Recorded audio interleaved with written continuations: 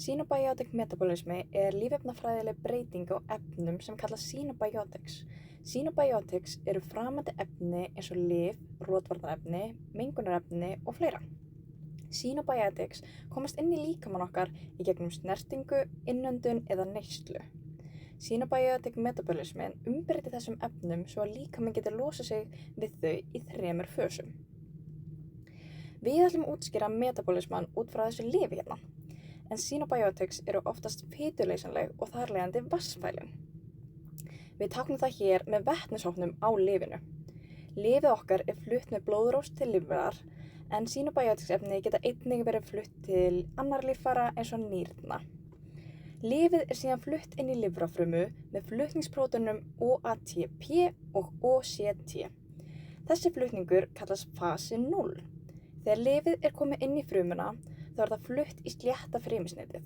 Í frumusnetinu er ensímfjölskylda sem kallast CYP450. En þetta eru ensím sem flokkast undir hemprótein með mikla súrefnisvirkni.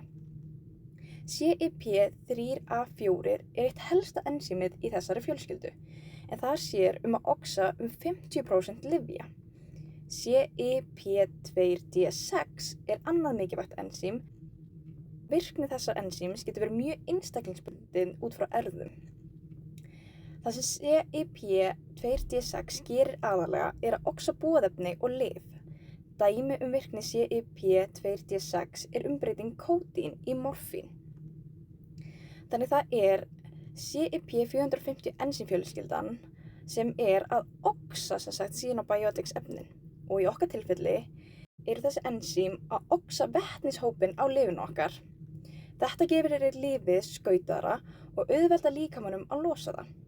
Þessi hluti metabolismans kallast fasi 1. Þegar við erum komin hingað í fellið þá eru efnin orðin smáskautuð. Þau eru með þennan hydroxylhóp og næsti fasi í fellinu gengur út á samtengingakvörf sem undirbúa efnin fyrir seytingu eða útskýrnað. Þannig að hér erum við að bæta við skautuðum hópum á efnin og gera þau vatnsleysanlegri, afeitra þau og draga úr virkni þeirra. En annars fer þetta skref að mestu leyti fram í lifur, bæði í frumusvökvanum og slétta frumusnetinu, en líka að einhverju leyti í nýrum, lungum og meltingarfærum. Hér eru með þessi 4 helstu ensím sem að koma að þessum hvörfum. Mikilvægustu eru UTP-glúkórónosíl-transferasar. Þeir eru þá að flytja glúkórónat eða glúkórónik sýru yfir á mörg algeng lyf eins og paracetamól og morfín, en líka á önnur efni eins og bilirúbin og sterahormón. Og þessi glúkórónið er mjög skautuð og þá er auðvelt að seyta þeim út í gall eða nýrum. Næst eru það glútaþíón S-transferasar.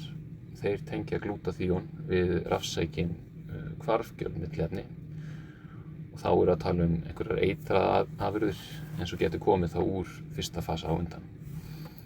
Og glútaþíón myndi þá afeitra þessi efni og merkja þau fyrir frekari vinnslu og útskýrnað.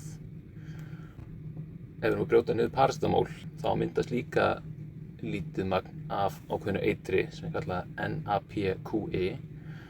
Þá eru það þessi transferasar sem að tengja glútaþíón við það efni og gera það minna hvarfgjarnt þannig að það geti skilist út. En í ofskömmtun þá klárast þessi glútaþíón byrðir, þannig að þá safnast upp NAPQI eitrið og þannig fáum við lifrarskaða úr ofskömmtun á paracetamóli. Næsti ensímhópur eru sulfóttransferasar. Þeir tengja sulfóthóp við efnin og það eins og hitt eykur vatnsleysni skiptir sérstaklega máli fyrir sum lyf eins og betablokkina. Og seinasti flokkurinn sem ég ætla að nefna eru N-acetyltransferasar. Þeir sjá acetyleyringu. Þeir nota acetyl-CoA til að tengja acetylhóp á aromatískar amínósýrur og sum lyf og draga þannig úr virkni efnanna. En virkni N-acetyltransferasa er mishröð á milli einstaklinga. Það hefur áhrif á það hvernig fólk þolir og bregst við ákveðnum lyfjum. Þannig í stuttu máli þá er þessi fasi 2 að nota ensím til að tengja skautaða hópa á afurðirnar frá fasa 1 og gerir þá efnin vatnssæknari og skaðlausari þannig að þetta setja þeim áfram. Nú er búið að merkja lyfið með R-hópi af einum af þessum hópum sem að Bergur var að nefna. Þá er tilvalið að útskilja því eða seyta því. Helsti útskilnaðarfasin er þvag við raun eini. Þá er lyfinu eða efninu seytt út með þvagi og þá kemst það úr líkamanum. Til þess að ná efninu í þvagið þá er notað OATP sem er Organo Anion Transporting Polypeptide. Síðan eru 2 leiðir til að seyta efninu ef þessi þörf. Það er í plasma og í galli. Plasma notar OATP eða þá leiðir til þess að flytja efnið í plasma á meðan gall þar er notað MDR1 sem er Multidrug Resistant Protein 1. Lyfjum sem er seytt í plasma er seytt þangað til þess að þau komist á sinn rétta stað í líkamanum og lyfjum sem er seytt í gallið er komið þangað til þess að hægt sé að seyta í skeifugörnina þar sem gallinu er seytt.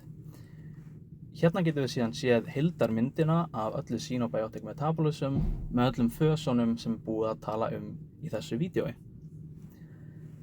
Nú kemur inn eitt klínískt dæmi. Mörg lyf hafa hamlandi áhrif á CYP450 sem er ensímið sem er notað í SR í lifur. Þar undir er CYP3A4 sem er undireyðing af CYP450 og er virt í 50% af öllum Synobiotic Metabolisma.